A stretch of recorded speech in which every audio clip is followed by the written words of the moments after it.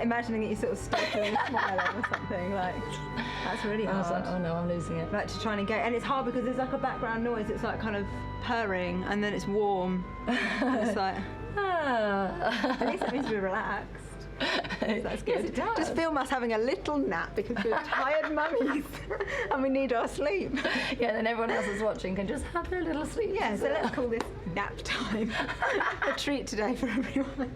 Well, thank you so much, Lucy, for joining us. Welcome to One of Nine. I'm Maria Jones, and we are really excited to welcome today Lucy. Lucy's married to Jonathan, and they've got 4 lovely children. Evangeline is 8, Molly, Florence, and Raphael, who's 1. And Lucy is my sister. So we're 2 of 9 again today. Lucy's like a really high maintenance sort of sister, so she'd only come in the summer. So Lucy and I am, we're middle children.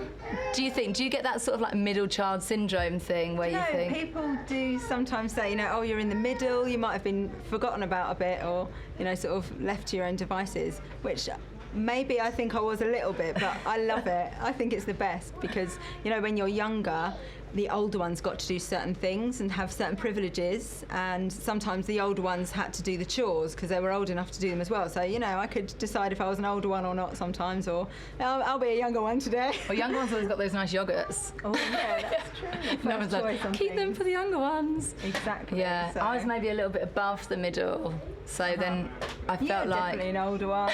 Okay. No, yeah, me, you and John Paul were in the middle. It's good to be in the middle. I feel like you're kind of protected in a way. And there's loads of advantages for having your siblings so close but just ahead of you. So almost sort of following their footsteps or not. Yes, you get the hand-me-down clothes, but you also get the hand-me-down, okay, you're going to start secondary school, this is what you need to know. Oh, I remember when I started. It was such a shock to the system, and really saying to you, Lucy, enjoy primary school, it's horrible. But some people, and I suppose I even start getting the feeling, as the parent, start thinking, am I spending enough time with the children, and are they? And maybe I wonder, a little bit from our own experience, we wonder whether we're giving them and feeding them enough. So do you feel like you had lots of one-to-one time with mum and dad, or that maybe you didn't even need it? Well, we always had our meals together, didn't we, and say our evening rosary together. But in terms of sort of dedicated one-to-one time, again, I think we did because every single night when Dad was around for bedtime, he would always make sure to say, we'd already said our rosary, but then when we get to bed, we'd say our bedtime prayers. And I loved when he used to say, okay, 2 things, tell me your favourite thing about your day and tell me something that, you weren't so happy about perhaps. And that was really good quality time. And, although Mum was just working so hard and so busy, and she might not have always had the time, her example is sometimes more important than sitting down and telling someone something. The amount we could learn from watching our parents and them just living. They're my heroes, really. But I do remember certain things. So, for example, Mum, on a day like today with the white clouds, she used to say, just imagine Our Ladies on those clouds, and you can connect. And she sort of would teach us how to pray throughout the day. That's true. The moon, the full moon. Yeah, exactly. The Eucharist. That's right. And she had such a strong faith that was just unquestioned. Mm-hmm. There was just the moon. That reminds us of the Eucharist. That's and it. then the full moon. It seeps into every part of your life, doesn't it? So for her, all those everyday things that you might think, gosh, but people look at her and think, how does she do that? A lot of quite mundane things every day. But I think she would she saw that as very important. You can change it, and it can become a holy thing by doing it with love, or by doing it because this is your duty, and you're doing it for God, really, ultimately. And that sort of that perspective that I think we got from our parents, that life isn't just about being in the here and now, and it's much bigger than that. And when you've got the faith, which they've so wonderfully passed on to us, it helps you in your perspective and to broaden everything, and everything becomes so much more meaningful, and you can cope in life, can't you? Do you remember sometimes after we'd made our first Holy Communion, we were allowed to go to evening mass on a school night with Dad? Do you remember? Yeah. And I used to love if it was at the electric church. Letchworth Church. You go to the big bulldog Tesco's after and get a donut. Yeah, exactly. But no, those times were really special, weren't they? Like car journeys and things, like all those opportunities where we did have. So I didn't feel that I was left out as a middle child. Oh, that's so lovely. at all.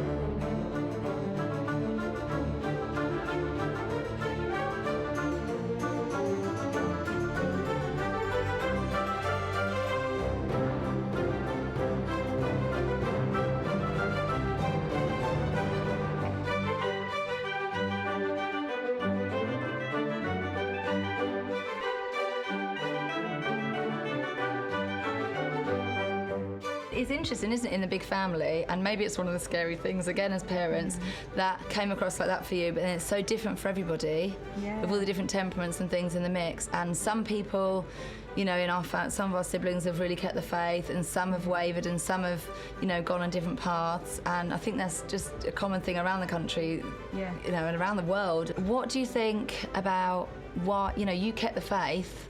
How did you keep the faith, or was there anything that really like stuck with you of what you were being taught when you were growing up? The consistency that we had with our, you know, our upbringing in the faith, and the importance of it was, you know, it was just, there was no compromising on it, which is so valuable for us to. It almost feels wrong to you know, get in the car and not say your prayer for a safe journey, because it was just such a natural habit for us to have. You know, I've never really wavered too far. In my early teenage years, you know, I had a few times where, you know, I'd sort of dabbled in silly things. Nothing serious, thank God. I'm sure there might be some people watching who will be like, oh, God, I don't know any of this stuff. I was really lucky because I had such a lovely new best friend sort of when I got into year 9, and we were very solid, and I think that helped a lot. Like, I was quite fairly sensible then, you know, we had a laugh, but we worked hard at school as well.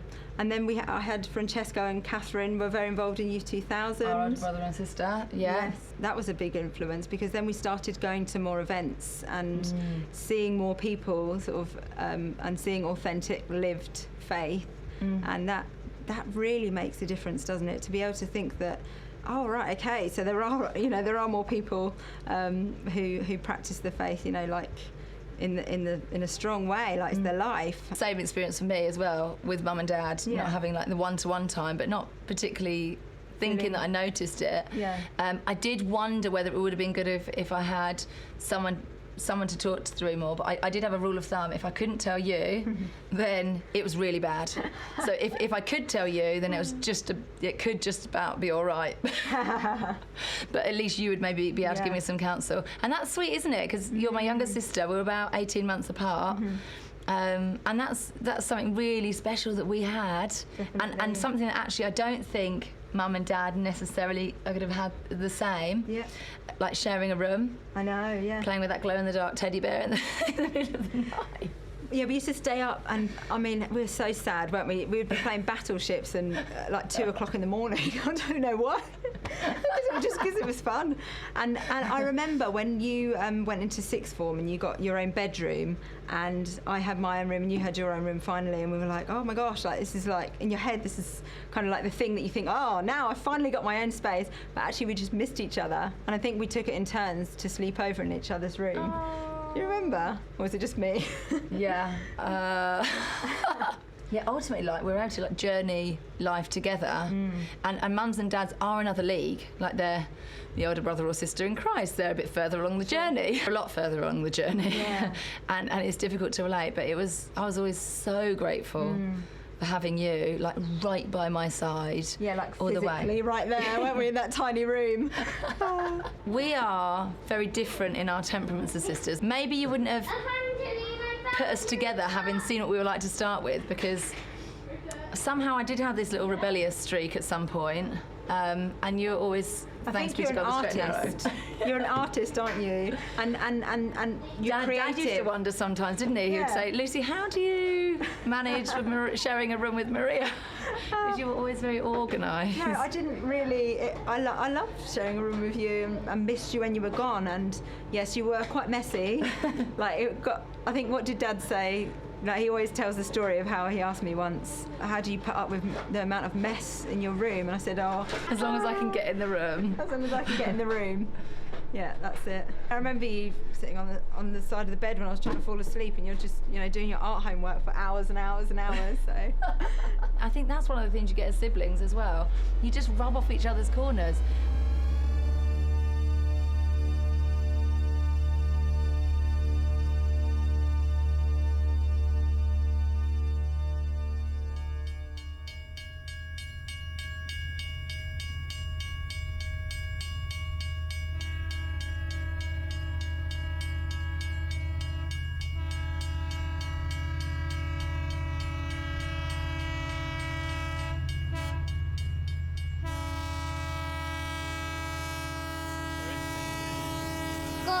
I've got her. Saint Padre Pio. Has anyone got Padre Pio? I don't think he's on it. No, I don't. I remember almost grieving when I was just about to have Molly, because I was grieving the fact that I would have Evangeline to myself anymore, which is, I never expected to feel that, but I suddenly thought, oh my gosh, everything's going to change again. And I didn't mean that I didn't want Molly, because oh my gosh, we're so excited for her and everything. But there was also a part of me that was like, okay, this is like a big new thing now. There was like one child to focus on, and anyway, but instead she's got a sibling to love, Molly's got an older one to look up to, and so it gives in different ways.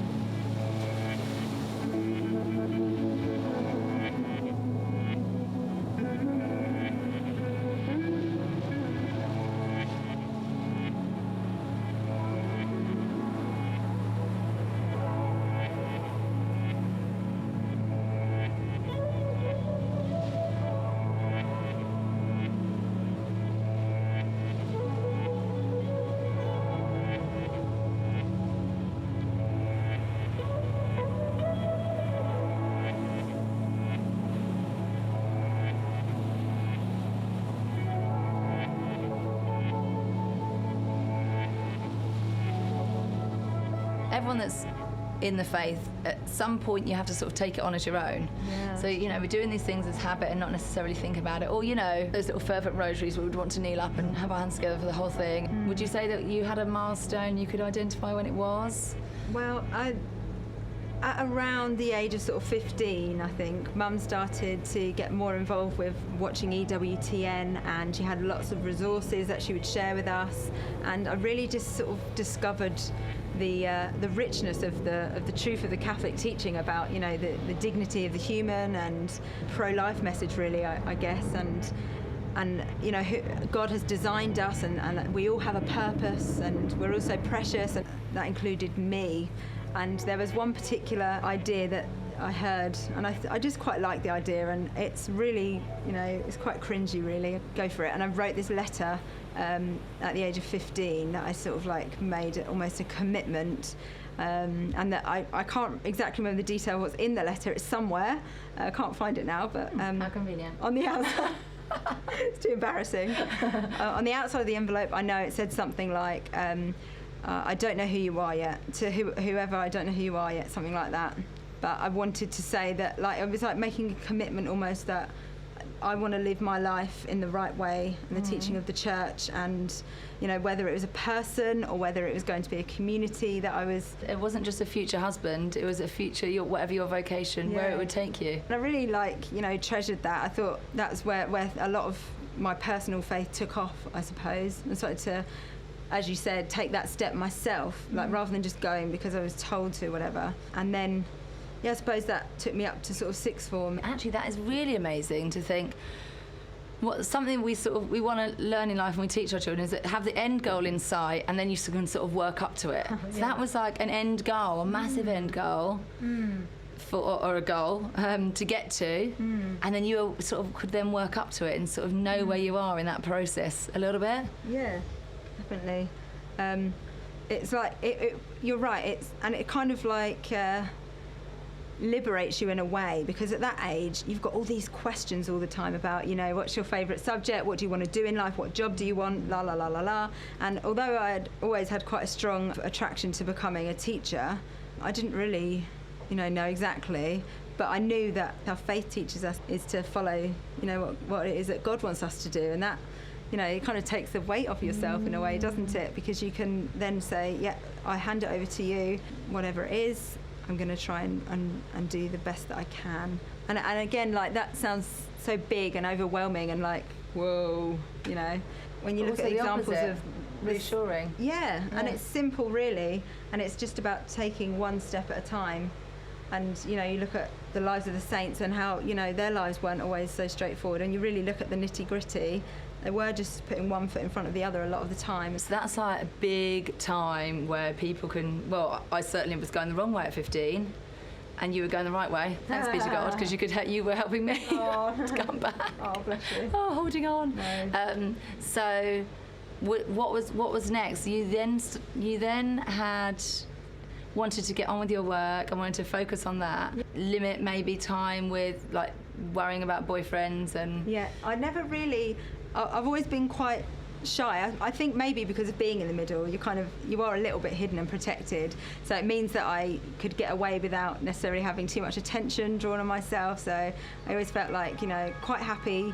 I had a really nice best friend and a small group of friends, and I didn't really crave loads of friends or boyfriends or anything like that. And I just thought, no, all that drama, it just seems too much heartache, and like I didn't see the point if you weren't going to be able to, you know, have any long-term thing with that person. I might as well just keep it simple and focus on my schoolwork. But even good and holy little plans don't even quite necessarily go exactly how we think. And so, when did you meet Jonathan?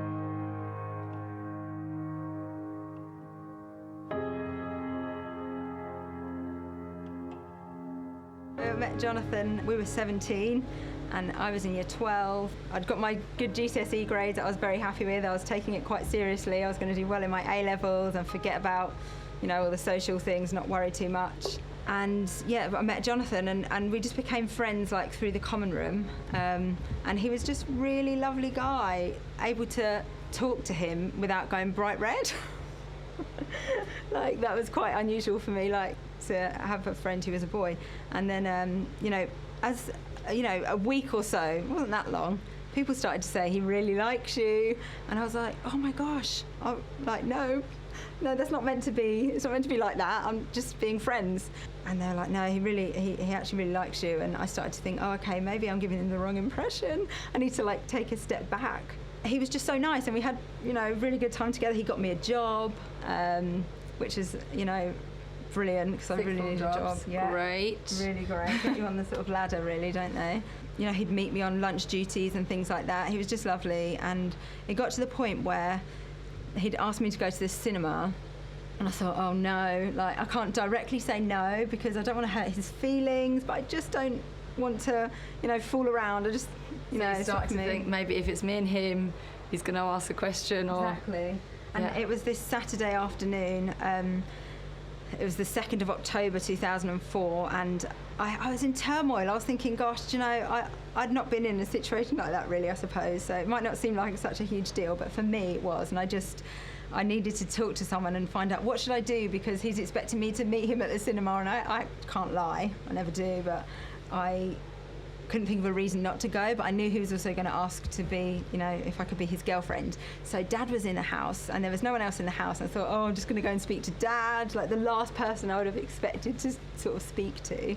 And I had told them that I'd become friends with Jonathan, and that surprised me as well, because I never really tell them things like that. But we were always trying to get that information from the older ones, like who's the boyfriend or girlfriend, or any boy that's mentioned in any other year group or of the sisters, or any girl that's mentioned for the brothers.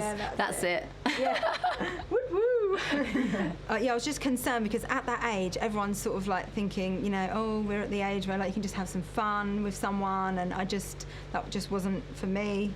Well, it's wrong. I'd, decided that, taking this quite seriously. And so I said to Dad, I don't know what to do, because I think he's going to ask me, to be his girlfriend. And I can't say no because I don't want to hurt him. What should I do? But I also feel like I don't have a reason not to, strong enough. And Dad said, look, what are you worried about? Just phone him up, talk to him. So again, I was like, oh my gosh, I thought he would just give me that final tip over the edge and say, yeah, Lucy, do you know what? Just tell him to go away and leave you alone. That you would expect your dad to sort of say, phew, got away with that one. But he said, no, phone him up. So I thought, oh, God, okay, great. It was nice to have a direct command because I was nervous. So I phoned him and I said, I just have to be honest with you. I really like you. I think you're great and we get on really well with each other, which is lovely. But I'm just not up for sort of fooling around. I don't want to be in a relationship. I'm just not interested in that at the moment. And then Jonathan said, neither am I. I actually feel quite different to my friends, and I just feel I want to be closer to you. And so I just had this sense of relief inside me. It was like some click, and I instantly thought, I'm going to go to the cinema and I'm going to be his girlfriend. And it was such a gift to have such a clear sense of knowing that that was the right thing to do. From having sort of 10 minutes before, felt completely what? I don't know what to do, help. He asked me after the film, will you be my girlfriend? It was all, awkward, and I was like, yeah. And then along comes the big people carrier mum. Come on, get in the car, come to pick you up. So back to reality. And then how many years from then did you get married? You were 17 and then you got married. He wanted to get married very soon. When we were 18, he was like, oh, do you know, I really want to get married. Maybe it isn't too soon. Maybe we can. But I was quite strict. So I said, no. I said, wait till I'm at least 21 and then you can propose. And I thought that gives me enough time to sort of, I was a bit nervous about, everything really, I suppose. Then I think these things were led to in prayer. If we follow the Catholic life, I just see it time and time again. It is the formula for you'll be led by the Holy Spirit, to Dad, who just so happened to be there. I did feel quite sure that he was good for me and we were good for each other. And having met at such a young age, we grew in our faith together. So we were able to support and encourage each other, and that's that continues throughout our marriage and throughout our life. We've got such a strong foundation.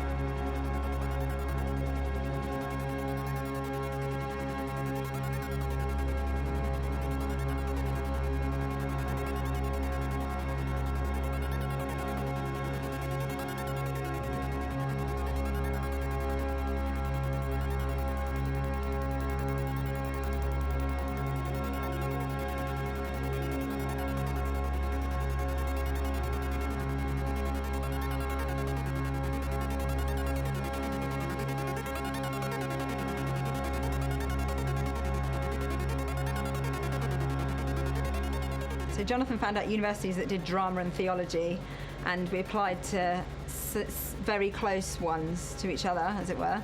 He was determined where he was going, and I said, I don't like the sound of that. No, I'm not going to go there. I've seen another one that I like, that I'd made my mind up to. And he said, please, just go and see it. Will you go and see? And I was like, nah. I think I really like this one that I decided on. And then Mum said, Lucy, go and see it. You haven't seen it, you don't know. And I went along, and it was even better than the one I'd thought. So, and then it was like, oh my gosh, thank you God, like this is just so straightforward. I'm so blessed that then, you know, we went to the same uni, and that was a great thing because we had our separate houses and our separate group of friends, but we always had each other to like be strong for. So uni is that time of life where people go off and expect to go and live this kind of wild life. Suddenly they've got no parents, they're making their own food, they're going out as late as they want. It's quite scary as a parent thinking that might happen to my children. We are different as Catholics. Certainly, relationship and, like you were saying, the dignity of the human person and living a chaste life, you can be really isolated by yourself. But would you say having Jonathan so there I think was... if you're on your own, you know, it's very difficult not to sort of, I suppose, you might dissolve into the surroundings of, you know, that way of life. But thank God that, you know, we were strong in our decisions, and so we could support each other in that and lean on each other in the way that, like, it was reassuring to you know, you weren't on your own, and you're actually with the person that, you know, you're in a special relationship with as well.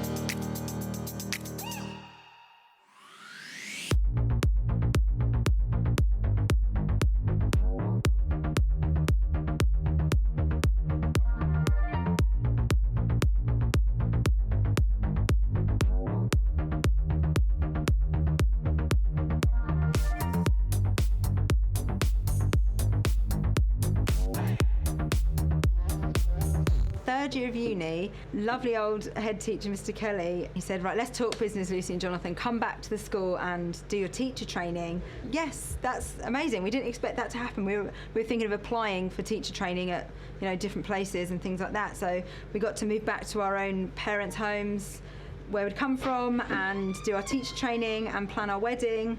And it just so happened that the 2nd of October, that was the first time we'd gone together on a date, fell on a Saturday, and we said, oh, we should get married on that very same date. And it was the Feast of the Guardian Angels, and I've always had a particular devotion to the angels. I was born on the Feast of the Archangels, and it turns out Jonathan was born on the Feast of Our Lady of the Angels. And wasn't it sweet? I heard a few years ago, Mum had given you, like, she's kept everything, and she'd given you all of the, like, the health records or whatever. Yeah. The due date, my due date was actually the 2nd of October, 1989. And I came a few days early, but it's just funny that had been the date that Popped put up down. again. Exactly, yeah. So you got married. We got married, and it was lovely, and like living together was just wonderful, and having our home and everything like that, teaching, and it was all busy, and then after a while we started to sort of think, okay, we've been together for, you know, married for, it was coming up to a year, and we started to think, I wonder, like, if everything's okay. People started to ask those questions, like, Because no baby had come yet. Yeah. no baby had come yet. That's You just sort of young. expect that would be the next thing, Yeah. don't you? And like, in a way I was kind of like anxious about that happening, like thinking, oh gosh, like it's crazy, like the next big thing, make the most before it happens and all that lot. And, you know, if it takes a while, then in a way it's kind of like a blessing in a way, because you get that bit more time before. But, you know, now I look back and I think, well, obviously you have lots of fun with your children too, don't you, obviously? But there's that negative thing that people keep telling you all the time. Yeah. Anyway. You're a sweet girl, Lucy, and you're grateful for everything, so Blah, I'm sure blah, you'll find blah. the silver lining in everything. Yeah. So, but at the same time, a year's gone so by. we sort of said to ourselves, right, we'll give it a couple more months, and then we might sort of like find out if there's a reason. And we used to give Diamond a lift home from church on a Sunday. Sweet little Indian lady. She just came out with one Sunday, she just said, why don't you have any children yet? You've been married for a while now. Are you going to have any children? Like, what's going on? Dreaded question. Yeah, exactly. Just sort of like, well, that's actually a little bit of like concern that we've got. Like, and she said, right, wait there. And we got to her house, and she said, just wait there at the front door. And she was rummaging around inside, and she came back with a little prayer card, and it was the Child of Prague novena. And she looked me in the eyes and she said, this has never let me down. We decided at the next opportunity we would pray this, because it's like a special intensive novena that you do sort of 9 hours in a row rather than the 9 days. And so Great for a real emergency as well. Yeah, definitely. Yeah. And she's right. This novena didn't let us down either. And so soon after we discovered that we had, a little baby was there. So thanks be to the Child of Prague, for that great blessing that Evangeline was on the way. I started going into labour at the end of September. It was about a week before she was due. The first baby, it takes a long time, doesn't it? So I hardly knew what day it was, what time it was. And then when she finally was born, we realised that it was just into, it was 1 a.m. on the 2nd of October. So, God is saying to us here, I had a plan. You just needed to wait a little bit longer or something. So it's really wonderful that she shares that feast day, our wedding anniversary. Those little things are such gifts, aren't they? Maybe God knows, of course he knows. He knows us better than we know ourselves. And those things mean so much to me to help me continue on that path. Those little pats on the back. Yeah, those little reassurances, little signs or something that you're going to get a little bit of peace in your heart about. And it's just not a coincidence, is it? It's just, it can't. All those things, they all add up so beautifully, and you just think, thank you, God, for our family. And there's just so much to thank God for. I always think Auntie Maisie, how wonderful that we had great Auntie Maisie's influence on us. Auntie Maisie was a nun, and our granddad he had 2 sisters, and they were both nuns. Yeah. She always had a great sense of gratitude, and I think that rubs off. They spoiled us, didn't they? They'd have lovely little jelly moulds and, treats. It was wonderful. We had such fun. We've got her statue here.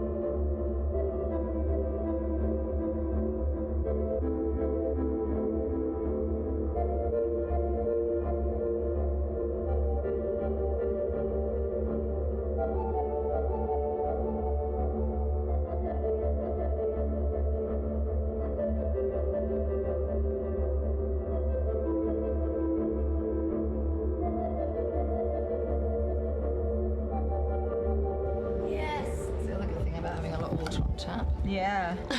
Sorry, Lisa, I'm not using it. Sorry, I just realised I think I forgot to put the dishwasher on. Would you mind just switching it on? Oh, thanks. And by the way, I do Thank you. things as well that they could even have after dinner or something, So, Lucia, you've managed to maintain a really sweet marriage with Jonathan, and you've even gone on to doing marriage preparation courses and things, which is, I think, one of the gifts, isn't it? You see, you've been given a gift, and then you want to give, and that's you're sort of encouraged to give. Would there be something that you would say has really helped you?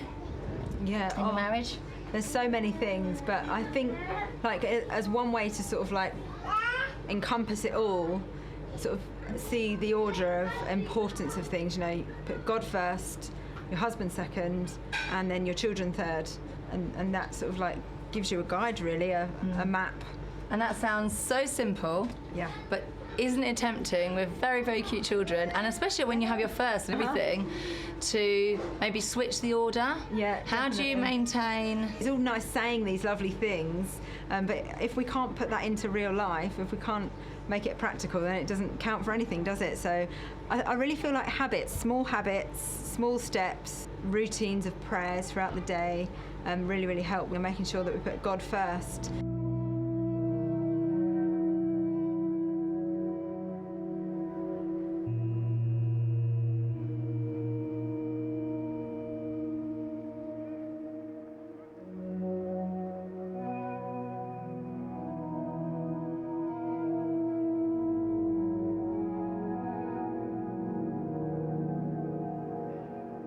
there was this really nice idea that I saw recently that I love. You know, the first thing you do in the morning, now it's really sad, isn't it? We pick up our phones, I mean I do, to turn the alarm off, and then you automatically start saying, have I got any messages or anything? Turn off airplane mode. But you know, this idea that pray first, then phone. So just a simple way to straight away, you know, put God first at the very start of your day. And at the very last thought before I fall asleep, I have this habit where I always say, I pray for, and I name Jonathan and the children's names, and I pray that they always have the gifts of faith, hope and love. And I think if that's the last thought I've had of that day, like I've prayed to God for my husband and children. And I think you're really good at, and you've inspired me to sort of attach prayer habits to either a position in the house or a chore reminders, or a part of the day or something. As I'm brushing my teeth, I've always had this habit of like remembering I'm going to pray for my friends. And not that, you know, prayer should always be the secondary thought to what you're doing, but you can also make those things prayers as well as your, you know, official morning prayers and your rosary and things like that. And having our prayer intentions board, thank you for the inspiration. And we use photo books of our family, so they've got these really nice printed photo hard books so that the children don't destroy them, and that's a really good way to help them to like pray for family members. They love the roses from Catholic mothers with the rosary, so they're counting out the 10 red roses. The little like crocheted roses in a bag. Yeah, that's it's just lovely. such a beautiful, and for them to be able to like sort of physically interact can really help, I think. And to form stronger memories, and ultimately that's how we learn. And Papa's had enough of that one. But you need to tell me. That's okay. I'm having a chat with Lucy. Thank you for all of you who are supporting us, and welcome if it's the first time you've been watching. If you are enjoying, appreciating this series, please consider supporting our work by donating. You can see a link in the description. Subscribe and share with the people that you know. God bless you. Thank you so much.